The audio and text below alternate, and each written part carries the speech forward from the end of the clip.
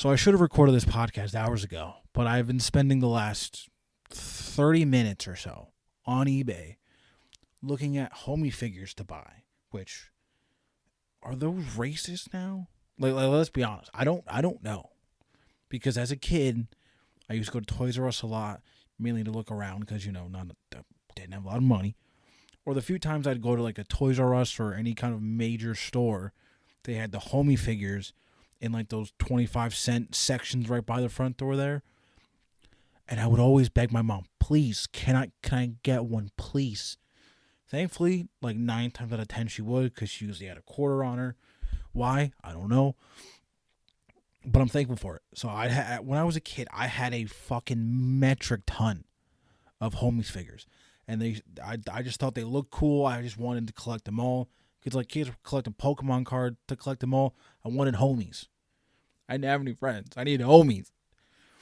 So I want to buy them all. Like, I don't know if that's possible. I don't know I want to see if I can buy as many as possible. But I'm asking, is it racist? Because they tend to look as stereotypical Spanish people. And if it is, I'm not going to do it. But like, I just don't know. I don't know. People will say, oh, well, you shouldn't worry about it. I'm trying to be respectful. All right. That's all it is. It's not about being fucking PC or like woke or what. I'm just trying to be respectful of my Spanish homies. That's it. In real life. That's all it is. So if it's a problem, let me know and I won't do it. All right? And if you're going to sit there and complain about what I want to do with my money, you do it. Shut your mouth. Shut your little mouth. All right? It's just a question. Now on to sports, because that's what this is about. All right? A few things have happened since the last time we posted a full episode. It's currently the Chiefs parade. Travis Kelce, Patrick Mahomes, Chiefs members, teammates, hammered. Obviously, I would be fucking blitzed out of my mind if I was like any part of a Super Bowl as a player. I'm getting fucking absolutely cracked out of my skull. Okay, cameras or not, but I gotta have someone there to check me because I'm gonna do something stupid. Usually they're on some kind of bus, a vehicle that moves down the main streets of insert city. I'm jumping off of it. I'm click-clacking both my ankles, and it's going to be all over the fucking internet because I'm a big dumb dipshit. So I need someone to check me. But on to other things. Excuse me. Derek Carr is a free agent. We kind of expected that. Obviously, he was going to get, $40 million today or yesterday? Today's the 15th. So obviously they had to cut him. Where he's going to go, I've seen the Jets, I've seen the Saints, I've seen the Bucks. Pretty much any team that needs a quarterback right now, besides like Baltimore, because obviously we have Lamar Jackson. And if you don't like it, fuck you. I'm sorry, that was a bit aggressive. I got issues. But what I'm saying is pretty much any team that needs a quarterback right now, he's being linked to. I've even seen Tennessee, which I'm not sure what's going on with Tannehill. I don't know if he's got like a year or two left on his contract. I'm not 100% sure. But I think he would be really good in Tennessee, though. I'm not going to lie. I think he would fit. But I am curious to see what's going to happen next because the Jets possibly, I feel like that most likely is the most realistic place to go because New Orleans maybe, but I don't know what their plan is with Jameis. I don't really know what's going on with that. I mean, they still have, they have Ian Book, but he's a Notre Dame quarterback. And I'm going to say this now, and I'm sorry to Notre Dame fans or USC fans. 9 times out of 10, sometimes 10 times out of 10, if I'm a GM, which I'm not because I'm a guy who sits in a room talking to himself on camera, to currently no subscribers, subscribe. You don't draft a Notre Dame or USC quarterback. Now, I know Caleb Williams is an exception. He transferred to USC. He wasn't recruited and initially signed to USC. Went to Oklahoma, followed Lincoln Riley to USC. Now he's coveted as the number 1 draft pick next year to whoever that is. But he's the exception. But 9 times out of 10, respectfully, you don't go after USC or Notre Dame quarterbacks. But back to my point, I can see the Saints going for a quarterback. The Colts need a quarterback. Which, speaking of the Colts real quick, Jim Irsay, during his press conference to announce, how do you say it? It's Steichen, I believe, the coordinator for the, I was going to say coordinator for the Colts, for the Eagles, offense coordinator. He said in press conference, oh, he likes that kid from Alabama, which two things hit my head. One, that's good, because whether he actually likes Bryce Young or not, that kind of helps him in a way, because it's like it kind of sees, you can kind of feel out where other teams are on Bryce Young. Because it's like, oh, if he gets a chance to trade up, it's like, well, how are the Texans feeling about him? How are the Bears feeling about him now that there's a possibility that Justin Fields could get traded, which I think the Bears should keep him. That's just me. But also it could be bad, because if you are that high on Bryce Young, the asking price is now going to go up, because it's like, oh, you like Bryce Young? Got to pay a little extra. Maybe instead of that fifth, it's a third. Just throwing that out there. Maybe instead of that fourth, it's a second. I'm just throwing it out there. But also, again, if he doesn't like Bryce Young and likes Levis, Stroud, Richardson, that could help, because it's like, oh, you're going for Young? It's like, maybe not. Guess you'll have to find out when I get the draft pick. Because then you can see how other teams feel about other quarterbacks. It's like, oh, well, if you're that high on Bryce Young, then maybe how do you feel about Levis out of Kentucky, Stroud, Ohio State, Richardson out of Florida? Like, what's going on upstairs? Like, where are we at? But hopefully it works out. I mean, I honestly, and I feel like a lot of people maybe felt the same way, I was convinced that the Colts were going to go after Jeff Saturday again. Because you had like 4 rounds of interviewing, and the reports saying that coach, like potential like head coaches and interviewees were there for hours on end, which there's only so many things you could talk about. And I understand, like, you're applying for a job. But when the owner's asking you every question under the sun, it's like, what can you really say that's different after a while? Again, I'm not a business owner. I'm not hiring anyone. I've never had to hire anyone. But as someone who's applied to jobs and had a lot of interviews, I feel like there's only so many things you could really get out of someone without it being kind of repetitive. I guess I would assume you're trying to get to know them more as a person and see how you feel like being with them after a long period of time. Because if you're a head coach and you don't get along with the GM or the head coach, it's obviously not going to work out, because you need to be on the same page for everything. And if you're not, then it's not going to work out, and you're just going to waste everyone's time. So, but it seems like it worked out. He got his head coach. So hopefully it does. Because hopefully they can give Jonathan Taylor that Pro Bowl season again, because last year didn't work out. But obviously the Colts most likely will draft a quarterback. Matt Ryan is not the future, even though, what was it? Irsay called him like an astronaut or a Navy SEAL or whatever, which you paid a lot for a Navy SEAL that didn't do a lot. Nothing against the Navy SEALs as a military, but like that's a big title to give someone. It is. But it is what it is. Speaking of coordinators becoming head coaches or not, I got a question for all of you. What's the deal going on with Eric Bieniemy? Now, for those who don't know, because you may not like football, which I cover a lot, so that's concerning, but we're learning. We're learning other sports in the meantime, so don't leave. Please stay. So, Eric Bieniemy's been the OC of Kansas City for 10 years, I think? He's been there for a long time. And the fact that he still hasn't gotten a head coaching job makes zero sense to me. Like, the amount of success, I can't talk. I talk too fast and I mumble. I apologize. Is that going to change? Probably not. I need to hire like a coach to talk to me, to tell me how to talk better. So I'm sorry. So with Eric Bieniemy and the success he has had with Patrick Mahomes and Travis Kelce and that entire Chiefs offense and everything they've achieved throughout his entire tenure, what is he doing wrong for teams not to be like, I want that guy. Like this guy here, I want this guy. And yet you had both the offensive and defensive coordinators for the Eagles both get head coaching positions. And there's all this kind of thing about play calling and this and that and blah, blah, blah. It's like Eric Bieniemy, I feel like, fits the bill of what you look for in a head coach. But I don't know if it's a personality thing. I don't know if it's what kind of offense he runs or what kind of, like, how his play calling style is or whatever. But, like, give this guy a chance. Like, I don't understand. Like, how, and I mean, he is still up for the Washington Commanders OC job, and so is apparently Greg Roman. And per reports that I've seen from Ian Rappaport, that they don't have any other interviews scheduled after Eric Bieniemy.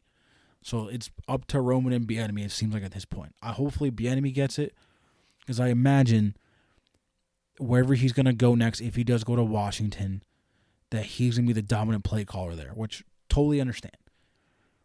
And then, because basically it'll be a prove-it year for, I'm assuming, the NFL.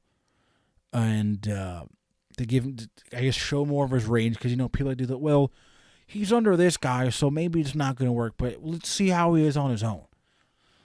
It's like, let's be honest, Josh McDaniel has gotten 2 head coaching jobs. One with, Denver, and now with the Raiders. Not looking great. But because he's under Belichick and he had Tom Brady for a while, things were looking solid. But he hasn't done anything good. Like, this season with the Raiders was terrible. Like, I understand injuries and all that, but you make Derek Carr look like a buffoon. You traded for Devontae Adams, and you did nothing with him. Like, the consensus coming into this season was that the Raiders had a really good chance to win the AFC West. Like, everyone was talking about the AFC West as like, oh, this division's going to be cutthroat. It's going to be insane. Anyone can win this division. It's up in the air. And the Raiders and Denver both shit the bed hard after making, like, all these accusations. Denver getting Russ, the Raiders getting Devontae Adams and Chandler Jones, among others, and being like, they could win a Super Bowl. And then they're like one of the worst teams in the entire league. It's like something's wrong. So I know the Raiders are also going for a quarterback, and it seems like possibly that I was gonna say Derek Carr, Aaron Rodgers could be there, but he's doing his, like, dark retreat where he's, like, sitting in darkness for 4 days, which I don't know what you get out of a dark retreat or, like, a darkness retreat. I couldn't sit in the darkness for 4 days. That just seems terrifying. But again, he's all into that spiritual unlocking chakras and deeper thoughts kind of thing, which it's not me knocking him. Because if that's your thing, that's your thing. Who am I to judge? I'm a guy who fucking talks himself on the internet. I have no right to judge literally anyone. Will I? Probably. Why? Because I'm not a great person. So let's be honest. And that's not, and when I say, oh, I'm dumb or like whatever, it's just more of just like trying to humble myself, because there's a lot of people like me with a podcast who think their opinions are worth it. Do I think my opinions are worth it? I'll let you decide on that. Because, I could sit here for the next 10 years making a podcast, putting in effort, uploading it every week, putting clips on the internet, putting as much time and work possible into this, and no one could give a shit. And that's okay. So I think a lot of people with that need to relax. Just because you have a little bit of a podcast, thing going on, or you're a decent influencer, you ain't shit at the end of the day. Like, most people aren't moving the needle. All right? Regardless of how you feel about certain people, this and that, and followers, whatever, we're going to die one day. Not looking forward to it, but it's going to happen. And most of us will not move the needle. And that's fine.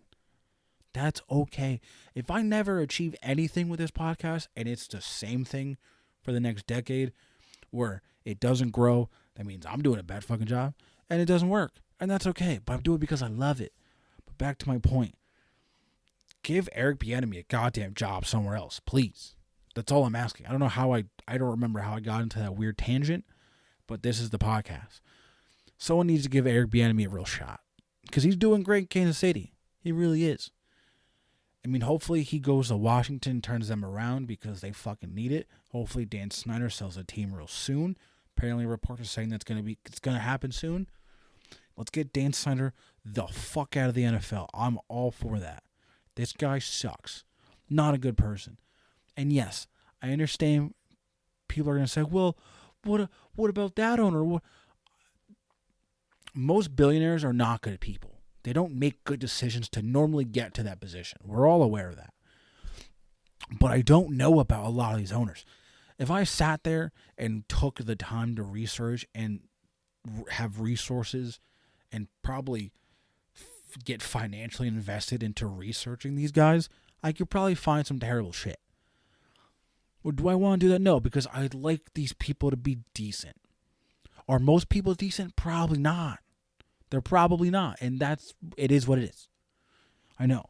Because I've had to have a lot of creators, musicians, actors, anyone who has any kind of fame that I've enjoyed their art, content, music, whatever, have been shit. And it sucks. And it's annoying. And I'd like you all to stop being bad people. I would. It would be nice. But Dan Snyder needs to get... Dan Snyder needs to leave the NFL now. I'm sick and tired of seeing his name every week. I'm fucking tired of it. This guy sucks. Get him out of the league. But back to Eric B. My point is, he deserves a job somewhere else, and he should have had a job a couple years ago somewhere else. But hopefully, if he gets a job at Commanders, it works out. If he doesn't get the job, hopefully next season it works out for him somewhere else. Those are my thoughts on that. So I was thinking about this. You know, as fans, we're more connected with athletes more than ever before. Not just in football, basketball, baseball, wrestling, whether it's WWE, whether it's I can't speak. It's like college wrestling, high school wrestling, women's sports all over the country, sports all over the world, various different levels of sports. We're all connected with the internet, right? So what I think certain leagues should do, if they're interested and have people sign waivers and all that, you know, let players like pick out a fan and let them think you're getting this fan experience, right? Oh, things gonna be great. But then you let them know you're gonna fight this player that you've been talking shit about, or you're gonna compete in the same sport that player does. Let's see how you do. So it's players like, oh, who'll judge like Patrick Mahomes on a pass, or think, oh, this defender couldn't tackle this guy. What the fuck is wrong with him? Who couldn't make that tackle? Well, let's say you do it. You make the tackle. That should be the show. I know Pros versus Joes was kind of like that. It was more of just like, I don't know if it was scripted. I feel like it was. I could be wrong. But I want more of like a modern version of like Pros versus Joes, but more like real.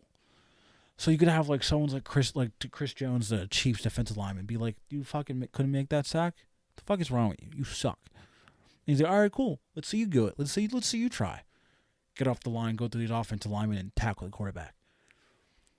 These fans would struggle, and I would love it. And it's funny. My favorite videos on the internet are when it's like these, it's like MMA fighters, boxers, or combat sport athletes. We'll tell these people who talk to them, come to the gym. Here's my address. Be there at 3 o'clock. I'll see you there. And then they whoop the fucking shit out of these people on the internet. It's the funniest thing because here's why. And this isn't me like being, oh, I'm gonna defend the players, blah blah. I know like my pros and cons of life. You're not gonna catch me ever talking shit about a player and thinking that I could do any kind of a better job than them.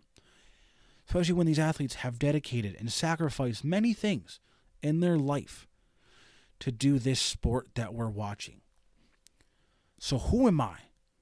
A person who sits on a couch or who watches a countless amount of film, or I've been watching this sport for 20, 30, 40 years, thinking that I could do a better job. Because, oh, some people have played that sport in high school, maybe some college version of that, maybe semi-pro.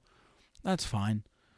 But you're also going after like the 1% of human beings on this planet that earned the ability to get to that level. I know people say it's a privilege. I think it's more of like they earned it. That's another conversation for another day. But you're not going to sit there and tell me that some random fuck who works in an office who's miserable or works in a warehouse or like sells insurance or insert whatever regular ass job people have. Like you're a manager at a grocery store and you're like, yeah, I could do a better job. No, you can't. Because if you could, you'd be where he is or where she is or where they are. And I don't want to hear excuses. Oh, well, I could have. Well, things. Shut up.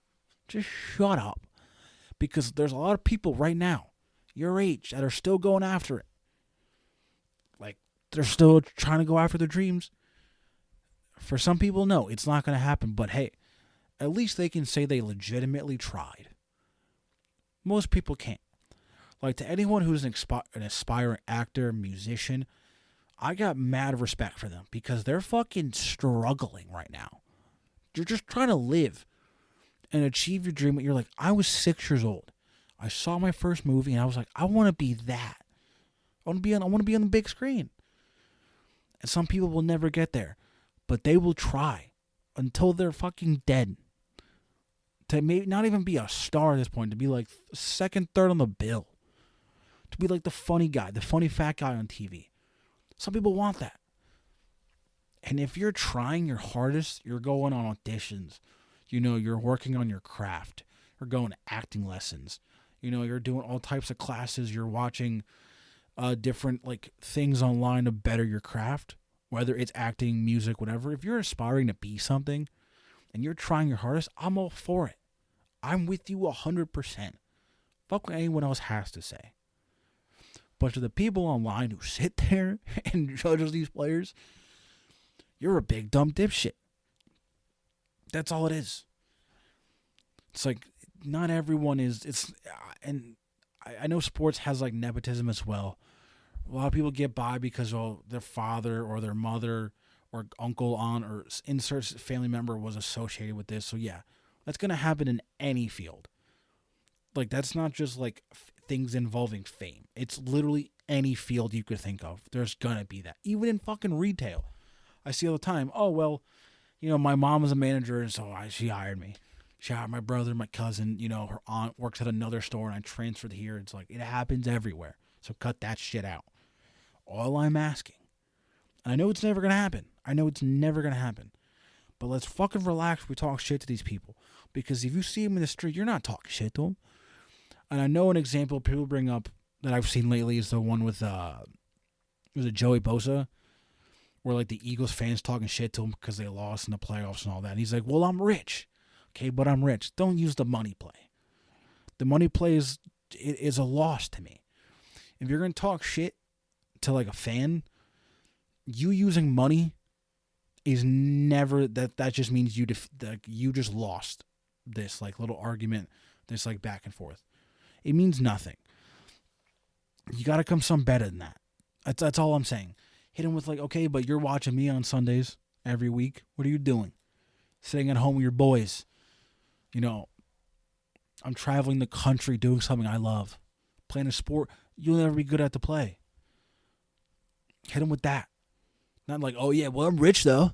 Yeah, but I'm rich. Okay, you can be rich doing a lot of things. Who cares? It's not that crazy anymore. I don't know. That's just me. I apologize for all that. That was a weird. I got a little much, but it's just like seeing people I know do that. It's like you're not good. Like you're a regular dude, and this isn't targeted at any one of my friends who see this. That's not what this is, because I don't want to get a fucking text or like a thing in the DM being like, "Yo, talk about me." If you take it personally, then you're the problem. I'm not targeting anyone. But if you feel a little hurt by that, then maybe you're part of the problem. That's just how I see it. Also, I feel like I talk way too. I feel like I'm always here when I should be here. I can't sit still. I got issues. But nowadays, who doesn't? So my final thing I want to get into is hockey. I'm not the biggest hockey guy. I've been getting into it more this season because I don't like calling myself a sports fan when I only focus on like one or two sports. Now, I'm not saying I'm going to be a diehard in every sport. Like I can't watch every sport. There's not enough time in the day, unless you subscribe, help me achieve that dream. Then I could possibly watch every sport possible, and I can make that a dream. But if not, I get it. But hockey's a sport I've always been interested in, but I never just dove into it. I never gave it a chance. So with this past NHL draft, I decided, you know what? I'm going to try to do some research, try to read some things, learn about hockey a bit, try to get a better understanding of the sport. And based off a player that I've seen that I'm interested in, that's a team I'll go with. Now, Logan Cooley was that guy, and he was drafted by the Arizona Cardinals. Arizona Cardinals? I'm fucking stupid. I'm sorry. Arizona Coyotes. Coyotes, please don't be mad. It's my brain too fast. Mouth, it goes too fast. Arizona Coyotes. And I know, not the hottest team right now. Like, as of right now, I don't even know. I think they play... Oh, we'll get to that. That should be interesting. Sorry, something came up on my phone just now. We'll get to that. The Coyotes are 7th in the Central Division, right? They're 18-28. Not hot, but they're better than the Blackhawks and the Sharks and Ducks, so I'll take that. And I don't really get the points thing. I know that's based on like goals and assists. There's a lot I don't know. But the Coyotes have a future that I'm all for, okay? I'm here for the long run. It may be tough. You know, things may look rocky for a bit. But I want to let the Arizona Coyotes know I'm here. I'm here forever. Whether we belly up or we win 99 championships in a row, I'm here regardless. I know it's only one season. It's like, well, relax. But I'm not. That's the thing. I like to bet on the underdog because I like to be there and be like, you know what? For certain things, I like to be like, I was there from there. I was there from the beginnings. When things were shit and things were rough, when no one believed in us, I did. I believed in us. Yeah, everyone was sitting there talking shit online, talking shit on TV, whatever. But you know who wasn't? This guy right here. I was here. My love has always been here, dog. I love you guys. But no, I'm dead serious. I'm dying an Arizona Coyotes fan. Hopefully I can go to a game one day. Arizona Coyotes. If you're ever in the Midwest area, more like Minnesota area, let me know. I'd love to come see a game. Because I don't live near Arizona, nor do I have the financial funds right now to get to Arizona to see a game. I'd love to. But one day. But right now, it's not possible. But hey, like I said, things are looking up. We're getting there. Everyone be patient. But it just came up on my phone. This was not in the notes. Excuse me. It says the NCAA is found not liable in death of former quarterback Cullen Finnerty. It says here, written by Dan Murphy, ESPN staff writer. A jury in Indianapolis decided Wednesday that the NCAA is not responsible for the death of a former star college quarterback whose widow was suing the association for negligence. Cullen Finnerty won 3 Division II national championships as a starting quarterback for Grand Valley State in the early 2000s. He died in May 2013 at the age of 30 after going missing while on vacation with his wife's family.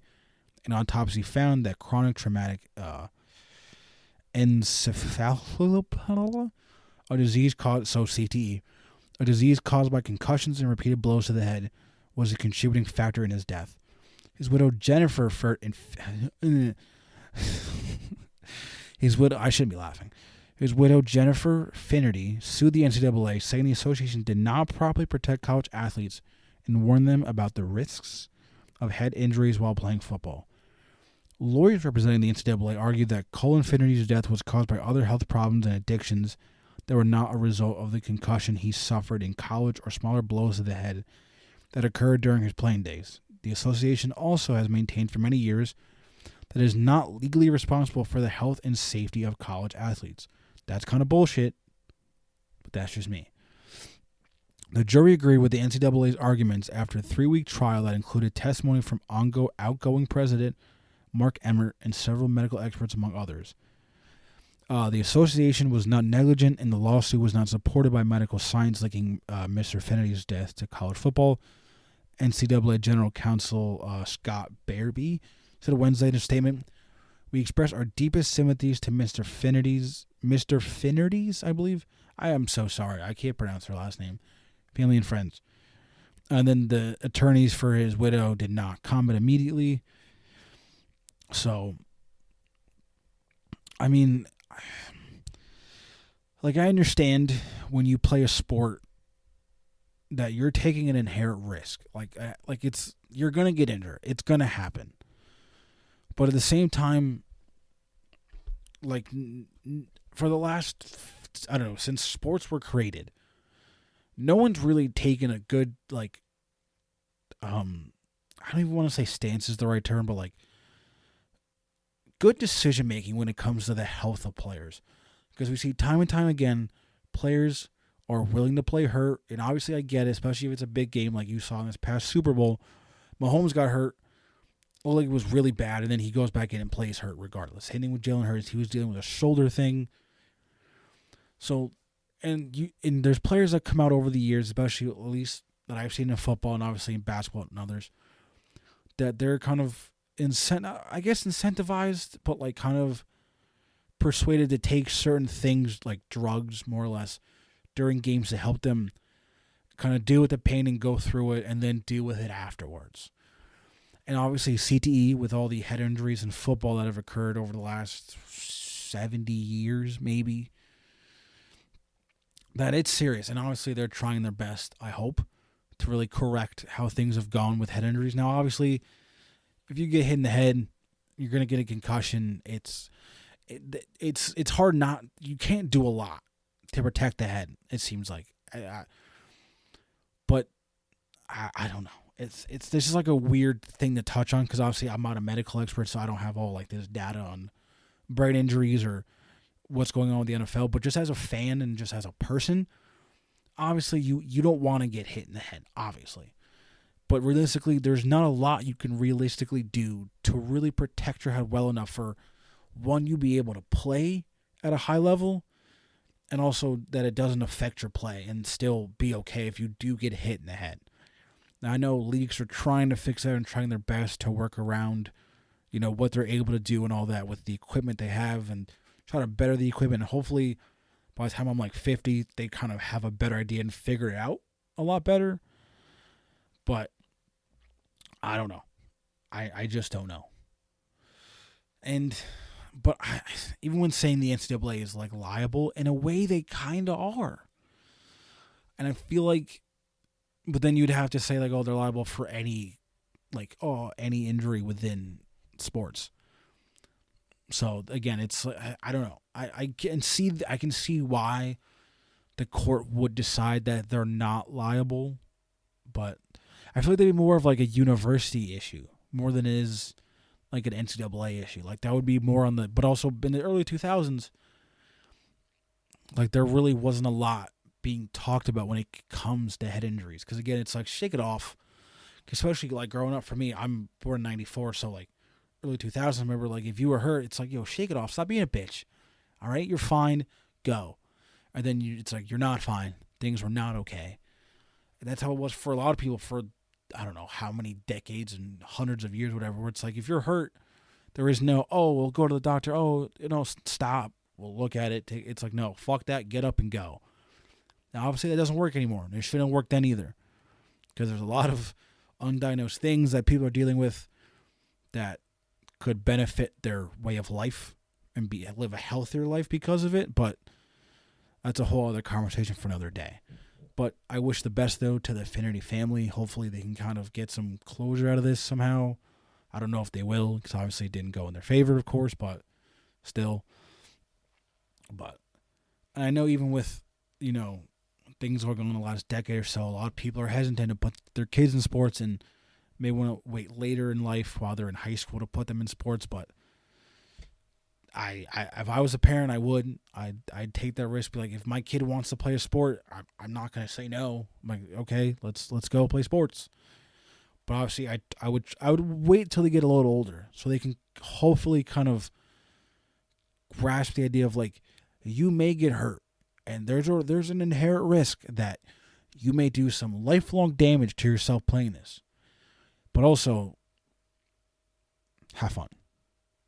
I know that's like not a good thing. You're like scaring your kid, being like, have fun though. It's like, but that's like anything in life. You could drive a car one day and then like, oh, everything's fine, and then you get into a car accident and die, like, or like lose limbs, or like not have become disabled somehow. It's like being alive is a fucking health risk. Like I can walk out the door and I can get like fucking shot, or fucking nuke could hit me, or like someone hits me with a car and they hit off a curb and slam me into a wall. Like just being alive in general is a health risk. So when you wake up in the morning, fucking relax, take your time, and just try to enjoy life. That's all I can say. So I feel like I kind of went on some weird tangents today, and I'm sorry. I'm also trying my best to talk louder because I had a comment in my first episode.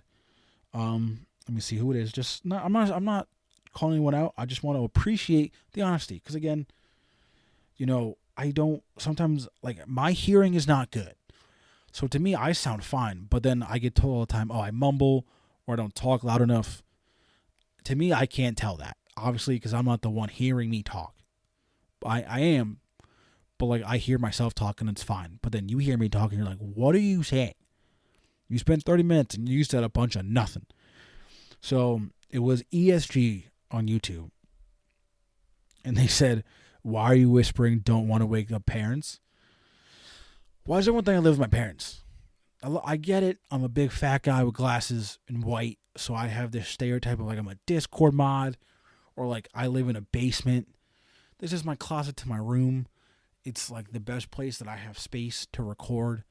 So it is what it is with that. I don't have a Discord mod. I don't run Discord channels. I'm not some guy who stays up till 4 a.m. playing video games or eating Doritos all the time and Dr. Pepper, because it's normally goldfish and cocaine. Heavily into the cocaine.